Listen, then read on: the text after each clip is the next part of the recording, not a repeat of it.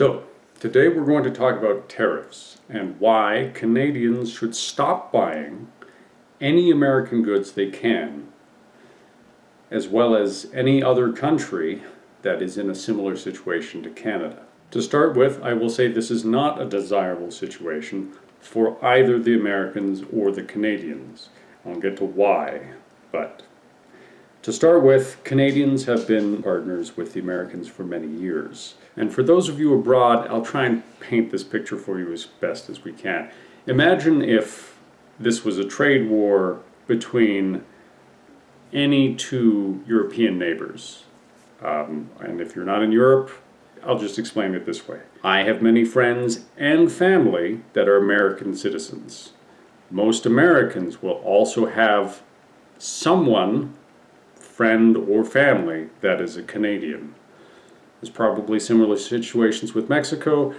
We don't really have that so much given there's a US-sized gap between the two countries. It's also to the point that many people have dual citizenships between the United States and Canada. So let's quickly go over what tariffs are, which I'm sure most of you will already know, so I'll kind of skim through, and why they can be a good thing.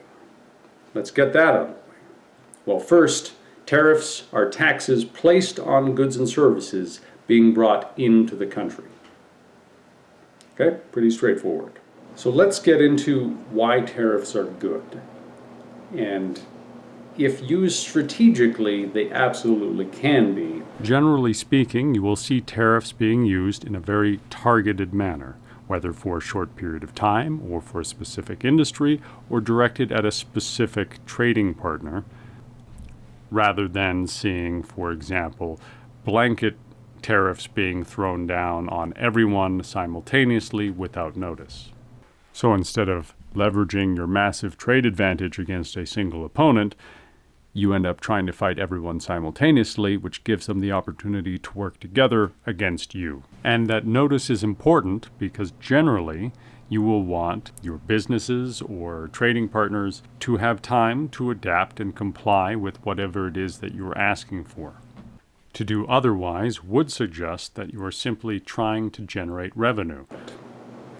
So for example, if you want to protect, let's use a Canadian example. If you want to protect the local automotive market, you might, for example, put a tariff on Chinese electric vehicles, which have a massive surplus at the moment because they don't have any buyers. So they need somewhere to dump their product. But what happens if they dump, a few 100,000 vehicles onto the market in Canada at a price that no one can compete with because China is a command economy by and large? So what happens when you dump a product onto a market where that product is a substantial amount cheaper than all of the other competing products is you have, for one, everyone trying to buy that product instead of the competing products because of how much cheaper it is, that none of the other special features or quality or perceived quality differences or anything like that matters because of the giant price difference. But you also can see people using that product for purposes that they wouldn't normally be buying because of how much of an advantage there is in price. So, if you want an SUV, well, maybe you'll end up buying the car because the car is half the price. You're probably going to consider it at least on some level if it fulfills the same function. That's why you get people driving pickup trucks when they don't need to be driving a pickup truck. Hopefully that's understandable to you. Anyway, so by having the tariffs, you can make those prices closer together. Or you can keep them out of the market entirely by making them unreasonably expensive. Now that will make people offended, and you don't necessarily want to make your trading partners offended. I apologize, the dog is going to be eating a bone throughout the process of this. There's not much I can do with that aside from have her eat it while on camera, but then it will be louder. So anyway, moving on. So that's one way tariffs can be useful. Tariffs can also be useful to try and transition your existing markets into other areas by making their product more expensive. Again, It's market manipulation that's generally frowned upon these days in free countries because they have a right to conduct business so long as that product hasn't been outlawed, right? You can also use it specifically to try and motivate other countries to do specific tasks. And again, that will only get you so far before you ruin your reputation and then everyone just tries to jump ship, which is currently what is happening with the United States. Also, one of the main reasons why tariffs are being used is to try to motivate businesses to move and produce domestically. And again, that's by saying, okay, well, this product that you would normally be importing is now going to be more expensive, which means that you can afford to produce this locally and you'll make more money by doing that. However, so I'll get to that in a moment. But for now, we're going to now transition into why these tariffs are actually bad for the states. Contrary to what they're being sold as, many of those benefits, because of the way the tariffs are being implemented, are actually causing the opposite effect.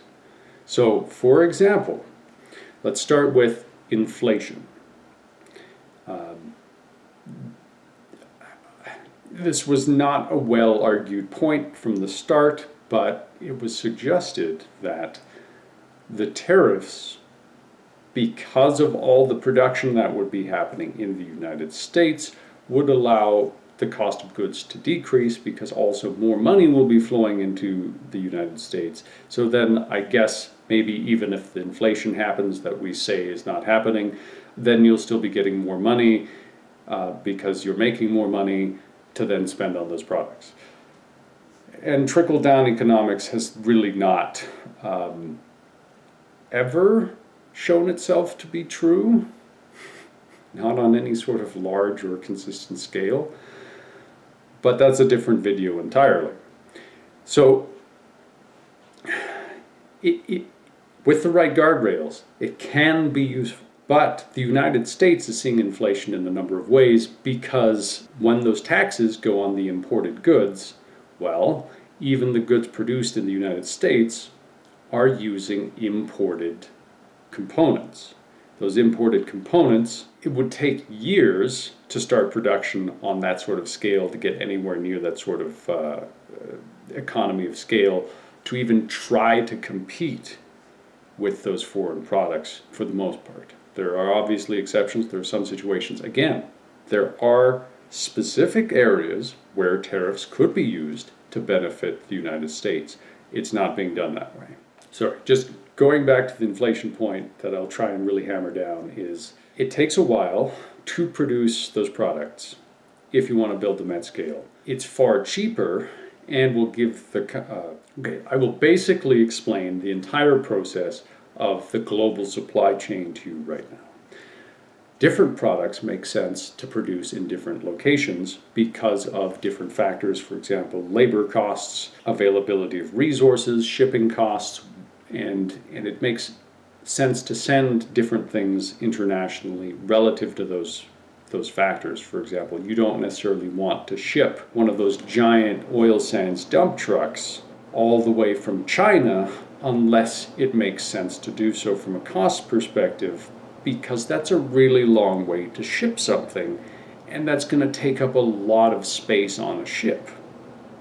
You could instead sell a whole bunch of small, lightweight electronics for more money.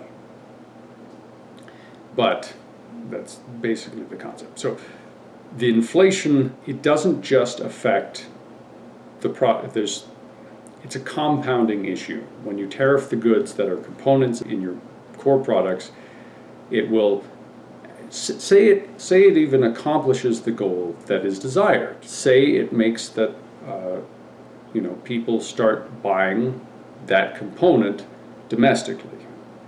Well, that manufacturer now has high demand and low supply, which makes the price go up. Inflation, which makes the end product price go up. And even those companies that are unaffected, when they see everyone else's price go up, you see their prices go up. And that's a concept that people have been referring to as greedflation, which I think is probably an apt term. It is also short-sighted because for some reason people just don't understand the concept of price elasticity. I know why. It's because $ big, eyes big, want big $, cool, distracted from the fact that while the individual price may be high, the overall sales are then lower, and then the net profit is lower, sometimes catastrophically and unrecoverably. So another problem with the tariffs is that the United States makes a very large amount of money by exporting goods, and that benefits Americans, which you may not be. Maybe I'm gesturing through you to an American that is, across the planet from you. Anyway, and what happens when you piss off everyone by suddenly instituting tariffs, especially absurd tariffs that aren't reasonable or targeted or any sort of deliberate thing, is you end up making it so that you do not get the sort of preferential treatment that American companies have enjoyed over the years by being more reputable than, say, China or Russian companies, or companies from countries that have a poorer reputation. So if the American companies have less market access, or there are similarly reciprocal tariffs that come on because that, you tariff their products, they tariff your products, right? That means less sales of American goods, which means less money for American businesses. And one of the largest qualms I had with this broad spectrum approach to tariffing everywhere by the president was that there's a massive motive to instead move your production outside of the United States, because if the tariffs are charging the components on the way in and you're being tariffed by other countries on the exports, then you can circumnavigate both by moving to another country where you can then freely export to other countries without any of those tariffs. And if you've already moved your production for the rest of the world, it may be worthwhile to offshore your production for the United States at the same time. And perhaps you could even get a lower tariff rate than you would have had to pay otherwise by manufacturing domestically. Again, one big thing about this that keeps coming up is the unpredictability and the illogical applications of the tariffs. So right now, the United States has that benefit of having sort of the base currency. Once upon a time, it would have been gold, right? And it's sort of transitioning back towards that. And the more chaotic the states gets, the more desirable alternate currencies are. When the American dollar becomes less of the international tool for exchange, that makes your dollar less valuable, which means that you have less purchasing power globally. It also makes it, again, more difficult for U.S. businesses to do business internationally, and they have benefits because of that long-standing reputation. That's one way that the tariffs are harming Americans, is that it is restricting their access to international markets and creating other barriers that will ultimately harm the American businesses and the economy of the United States as a result. So another reason is this was touted as something, again, protectionist, to try and make American goods more appealing to American buyers, whether it's a commercial business or if it is just a consumer. But what happens when you say, hey, we're going to tariff our closest trading partner? Well, as we've seen, their dollar goes down. And what happens when someone's dollar goes down? The product is cheaper to buy. So it kind of balances itself out, though not necessarily equivalently, and also not necessarily with immediacy. Let's talk about potash, or basically anything that there's a high demand of in the United States that there is also a big supply of in Canada, and they don't really have the infrastructure to get it from anywhere else. That means that you're just charging those industries more money for no reason other than as a tax grift. That's probably not the right phrase. A tax gambit. The point is, it's not as helpful as has been claimed, and so at the end of the day, you're left with just the inflation. And all of the supply chain disruptions, which cost more money compoundingly, which is why you don't generally have one person impulsively suggest that, or dictate, I should say, that tariffs suddenly be raised to an arbitrary value in industries that do not make sense. Again, you could do it very specifically. So, for example, aluminum. Say you want to increase your aluminum production in the United States, but right now there isn't very much demand because it's so much cheaper to buy Canadian aluminum, which again doesn't appear to be the case. It's just that the demand is met in different areas and it's sold to different, anyway. But say you want to do that, you could assign a tariff over time that would facilitate a small increase or incremental and sustainable increase in production by those aluminum companies, so that by the time those tariffs come into full force, your aluminum production is high enough that you can then replace the imported aluminum. Right?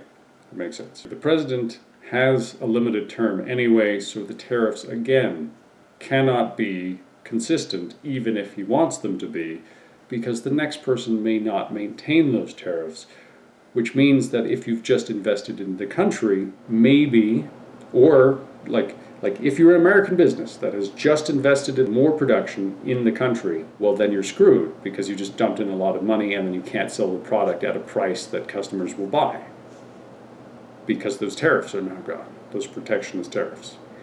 Which again, strategic application can make tariffs useful. That's not what this has been. We're maybe seeing it slowly transition that way with all the pushback and the trial and error, but you don't trial and error your country with haphazard tariffs, especially when it comes to the next point, which is on the point of investment, there's a decrease. Because I myself was going to start a business, a software company, and have that mostly headquartered in the United States. That's off the table because businesses do not like, one, an uncertain environment. Tariffs, changing constantly, is not a good way of selling your country as a good investment opportunity. It is in fact a very bad one. And if we cut to some of the GN clips of them doing interviews during the height of the tariff insanity. And during our trip, the tariffs changed day by day. April 2nd, 3rd, 4th, 5th, 7th, 8th, 9th, 10th, 11th, and 13th all had developments in this timeline. But at this point, we can't predict anything. And our business relies on consistency and predictability. If you make tariffs too high, then you open up smuggling. More than 50% of our business had been through the United States. It doesn't need to be, and I will focus on changing that. On top of having these feuds with your allies, Canada aside even, especially with Greenland and threats of wars and conflicts and invading other countries, kidnapping their heads of state, which I won't comment on too much, but there are benefits to that as well. But not the benefits promised either.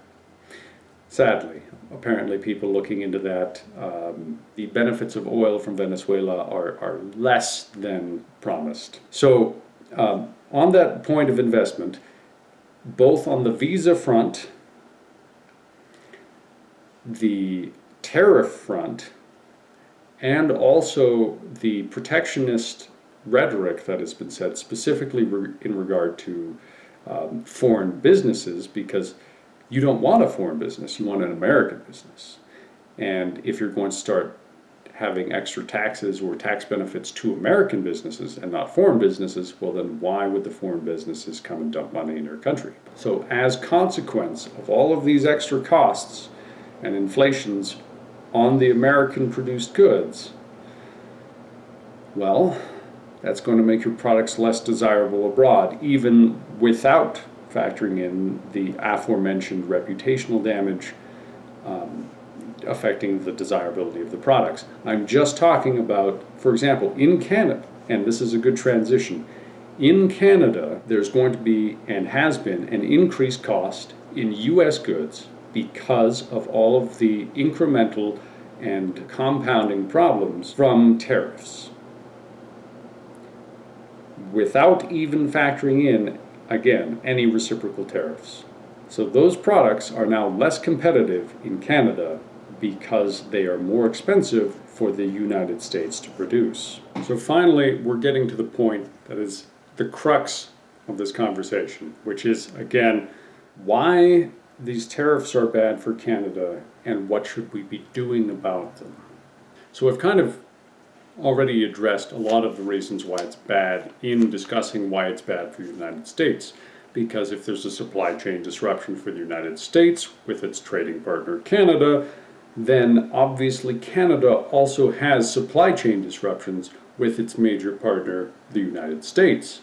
That isn't good. You get cascading issues from deliveries not arriving on time. Like, you have products that just don't exist suddenly. And again, the lower dollar, as mentioned before. So these are the things that are bad. So more expensive products for Canadians, because a lot of them either come in through the United States, even if they are foreign manufactured, and more expensive American products, which even if you want to buy them, which I'm going to say, a lot of people like American products. Not all of the products, granted, because there is some garbage products, just like I'm sure Canada makes some garbage products, and Japan makes some garbage products, and Germany might make some garbage products, but I am advocating for something that is undesirable because it is the best approach to resolve this problem. And granted, this video alone is probably not going to do a damn thing. But had I made it a year ago when I intended to, if by some chance every American saw this and every American took it to heart, this problem could have been avoided, and the fallout from it could have been avoided on any future scale that we're going to be seeing. Because when the free trade agreements start getting renegotiated, we're going to see a lot more chaos unless suddenly someone has a change of heart or steps in to start curtailing the president's pseudo-authority, because the president has authorities to do certain things, obviously, which we're not going to get into a whole bunch. But compliance is the reason why a lot of this stuff is happening, not necessarily that he actually has the authority to do some of these things.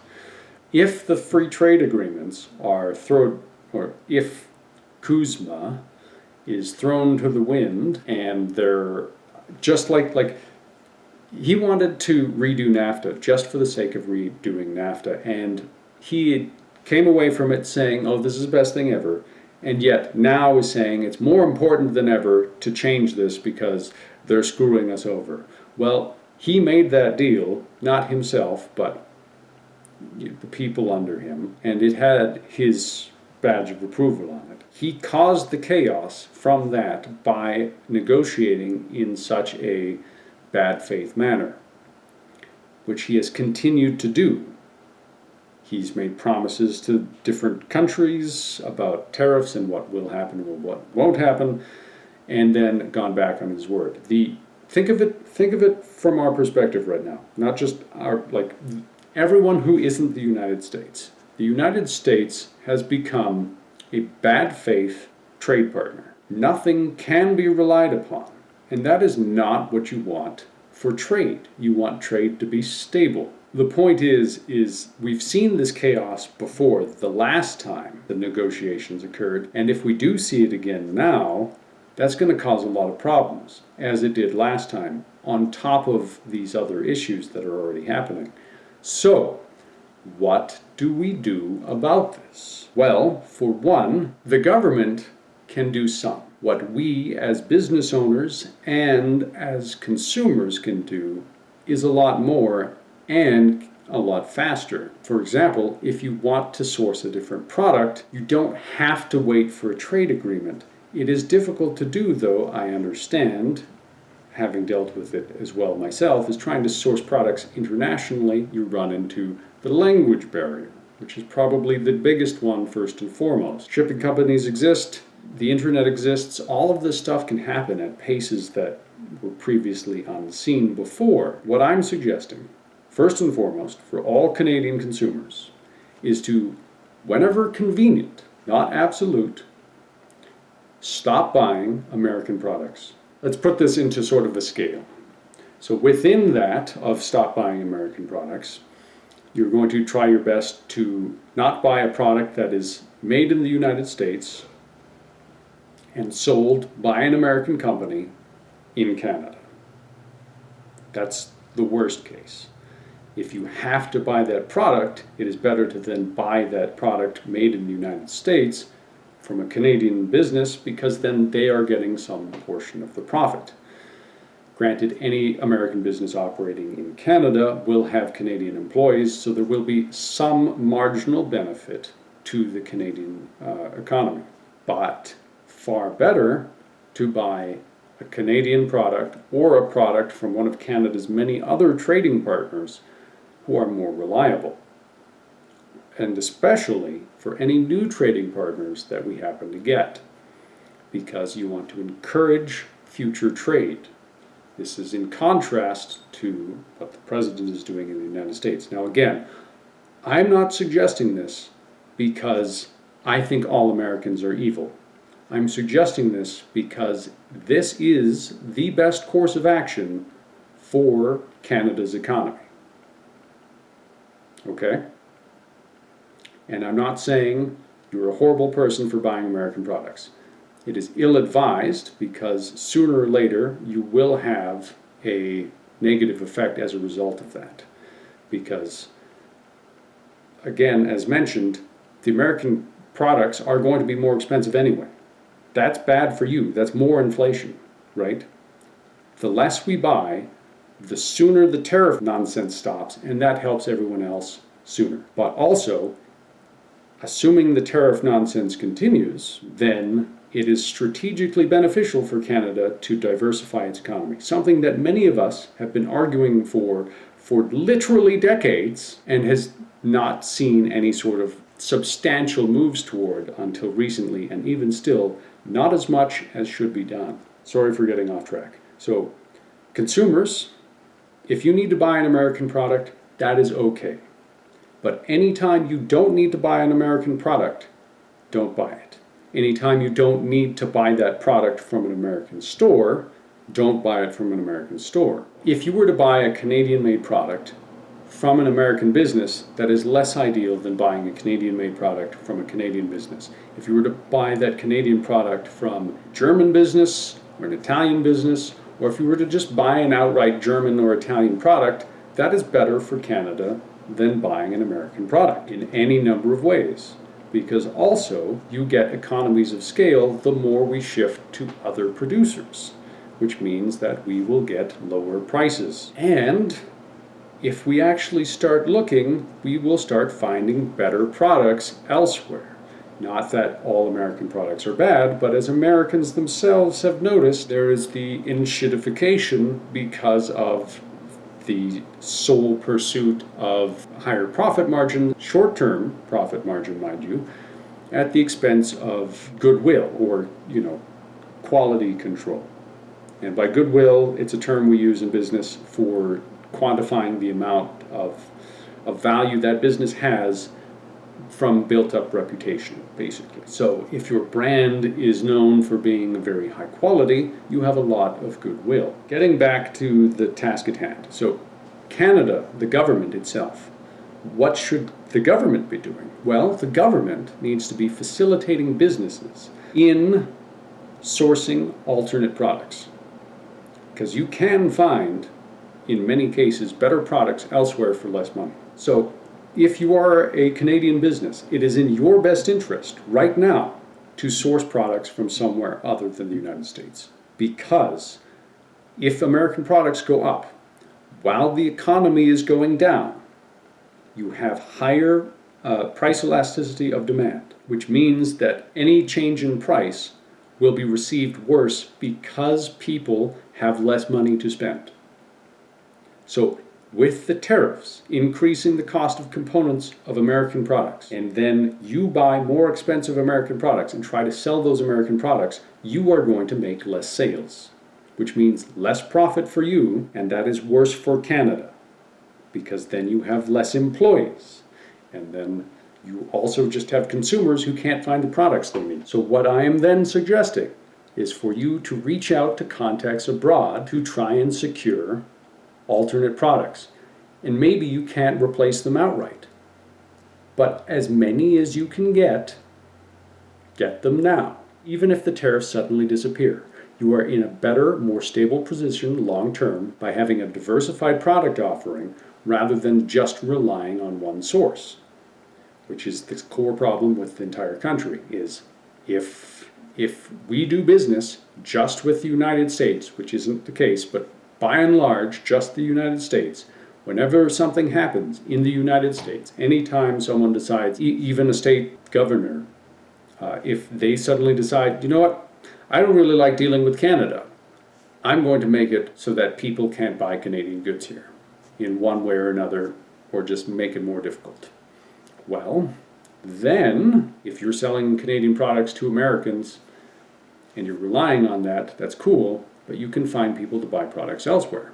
And that is something that, it's not impossible, it's just not something we've done, right? We haven't even tried. There's places elsewhere that will absolutely buy Canadian products. But, again, you need the mechanisms to facilitate that. Translators, ports to some extent as well. Obviously, we can't expand those over time, granted, that you can only do so much now, but we can do far more than we're doing and start working further towards that. Because I'm not saying that we should outright stop all business with the United States.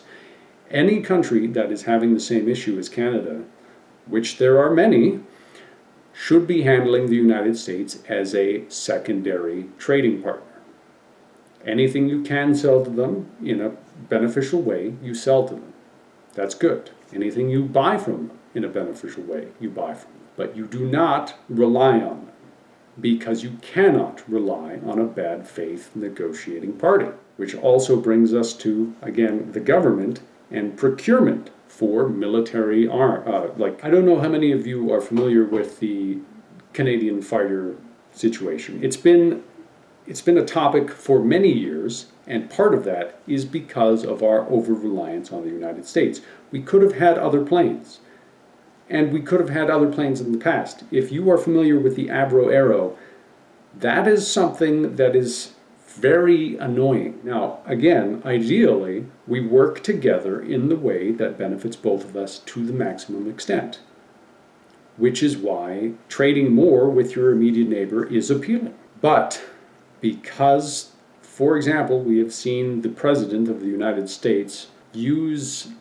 shipments of arms as political tools, which again, he can do, but there are consequences of that. And one of the consequences, which should be immediately apparent to all of the military procurement officers, is that you need to have stable supply of your military arms and equipment. If you cannot guarantee supply, you might as well not have it at all.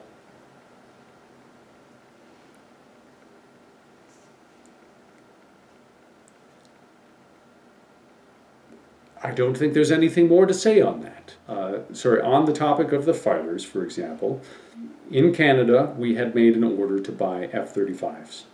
Those were basically to be produced entirely in the United States. Now, there's also other issues with American companies right now, and just companies in general around the world, and that I won't get into too much, but it's we have an erosion of the rights of ownership and just ownership in general. So these companies, just like many tractor companies are around the world, are trying to prevent you from owning the product that you buy.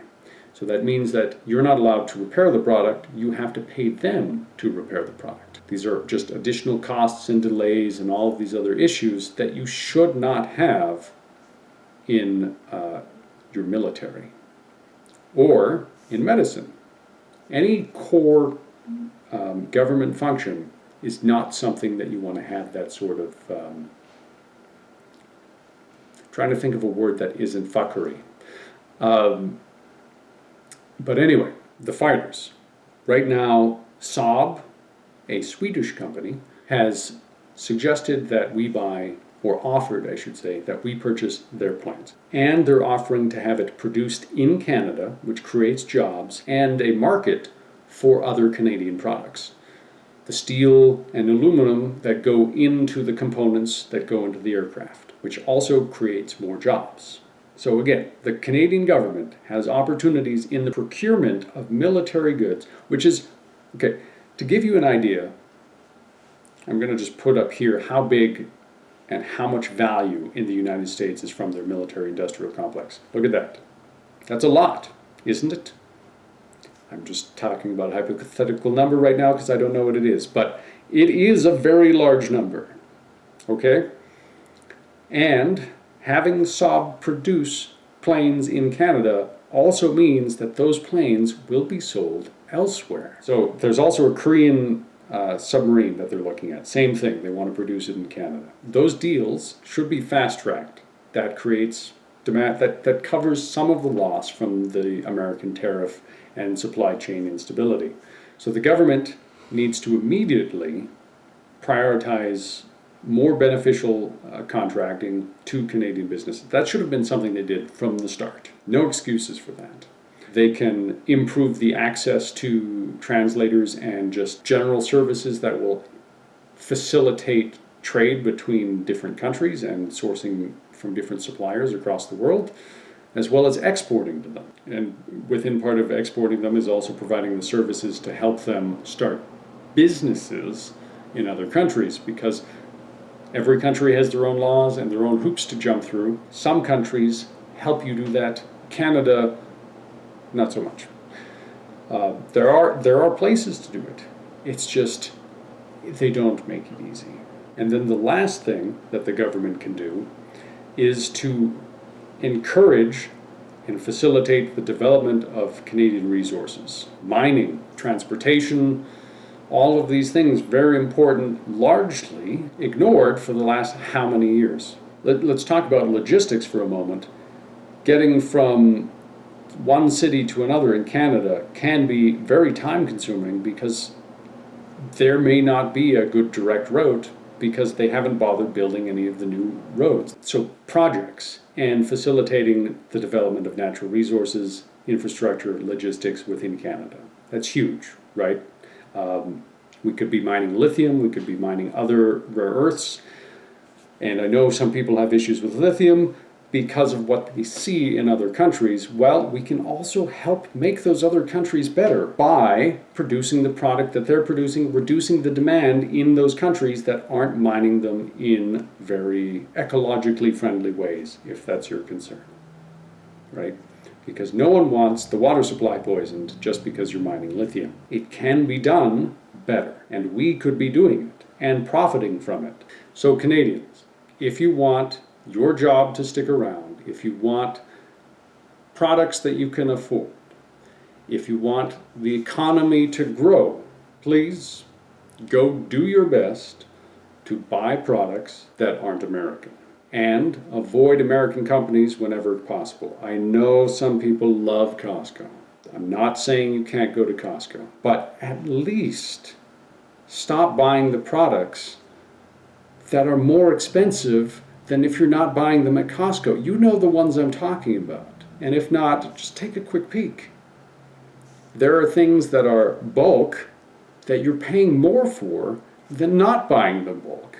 And it's not going back into the Canadian economy, it's going somewhere else. Like, there are things we can't avoid, like vegetables. By and large, those are going to be imported because we don't have a lot of greenhouses here, which is another thing we could be doing, but not necessarily something we should be doing. Just like in the States, some products make more sense to import. I'm not saying you can't go to Costco.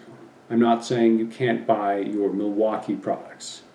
People like Milwaukee products. I would have been buying a whole bunch of them. I didn't, just because this happened. It could no longer be justified. I can buy the cheap Chinese product that I really didn't want to buy. In fact, I was going out of my way to not buy Chinese products, to buy American products until this happened. Take a think on that. How many times has that happened to different people? Not just in Canada, around the world. You don't think that's having an effect on the American economy? You would be wrong. Do your best to buy Canadian products from Canadian businesses and from businesses that are just not American. This is important. Hopefully I'm getting that through. The more we allow the American government's tariff nonsense to disrupt the Canadian economy, the worse off you will be. Higher priced goods, probably lower paying jobs, or at least jobs that aren't going to be paying more to compensate for the increased inflation, leaving us where we are or worse. Imagine the inflation that we've experienced in the last few years. Even worse. The lower our dollar gets, the less buying power we have. The more the tariffs grow in the United States, or the longer they stay on, the more inflation there is on American products. The more American products we buy with the lower power dollar we have, the less money we have to buy other products. Are you following along? It's pretty straightforward. The moment some country says that they're going to drop a bunch of tariffs on you, immediately, you need to be trying to mitigate that. As consumers, as businesses, as the government. And while the government is trying to negotiate alternatives and find a common ground, we, the people, and the businesses that will suffer the most from this tax should be taking steps to mitigate it. I'm just talking in circles now. It's getting late. I have just noticed I have forgotten to take my coat off when I came in. So, anyway, I wish I didn't have to talk about this. I want to make funny videos. I want to make other content. Instead, I'm talking about dumb things. Things I shouldn't have to talk about, right? Once more, this isn't ideal. But this is the hand we were dealt, and we need to play it the most effectively we can. And hopefully, the absurdity goes away, and we can all go back to pursuing mutual benefit.